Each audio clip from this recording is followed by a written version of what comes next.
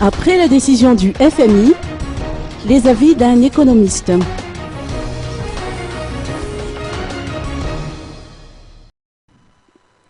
La décision du Fonds monétaire international de suspendre ses relations avec la Grande Île est une décision malheureuse pour Madagascar, de l'avis du professeur Alsan Roger. Pour moi personnellement, c'est une décision malheureuse pour Madagascar, dans la mesure où, que nous le voulons ou pas, Madagascar est obligé de collaborer toujours avec les bailleurs de fonds traditionnels.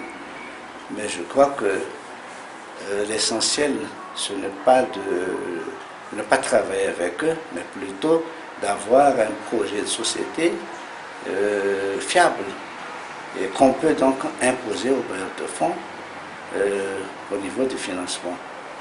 Ce qui existait auparavant, c'était que les dirigeants de notre pays étaient toujours tentés d'accepter les diktats des bailleurs de fonds. Donc, personnellement, pour moi, la décision prise par le FMI est une décision malheureuse, comme j'ai dit tout à l'heure, et ce n'est pas du tout dans l'intérêt de Madagascar d'être toujours mis à l'écart par le FMI. Le président de la transition a souligné au cours de la rencontre avec la presse à la Bani Ivat samedi dernier qu'il existe d'autres propositions pour faire développer le pays. L'économiste s'est également exprimé à ce propos en soulignant qu'un financement parallèle serait néfaste pour le pays. Tous les présidents qui arrivent au pouvoir disent toujours la même chose. Mais la question qui se pose est la suivante.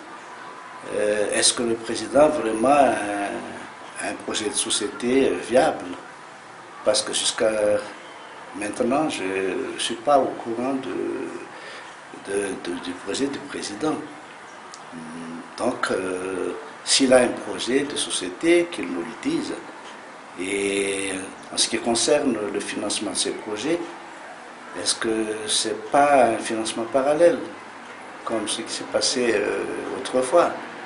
Et si c'est le cas, ce n'est pas du tout bénéfique pour le pays, car tôt ou tard, tout projet financé par le financement parallèle n'aboutit jamais et risque toujours de conduire le pays vers, disons, des problèmes économiques très durs et difficiles à surmonter.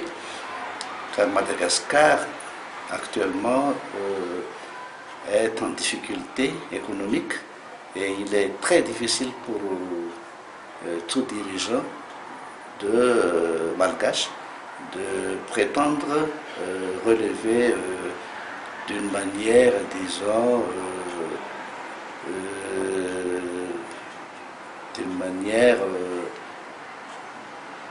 c'est très difficile. C'est très difficile de relever l'économie malgache. Cela va demander des années. Donc il faut surtout éviter le financement parallèle. Et c'est là que je crains surtout pour le projet du président. Qu'il nous le dise carrément quel est ce projet et comment il va financer ce projet. Puisque s'il veut financer ça avec les finances, les produits financiers obtenus à partir de l'exploitation de nos produits miniers, tant mieux. Mais seulement comment il va faire pour exploiter nos richesses minières? Cela demande beaucoup de fonds.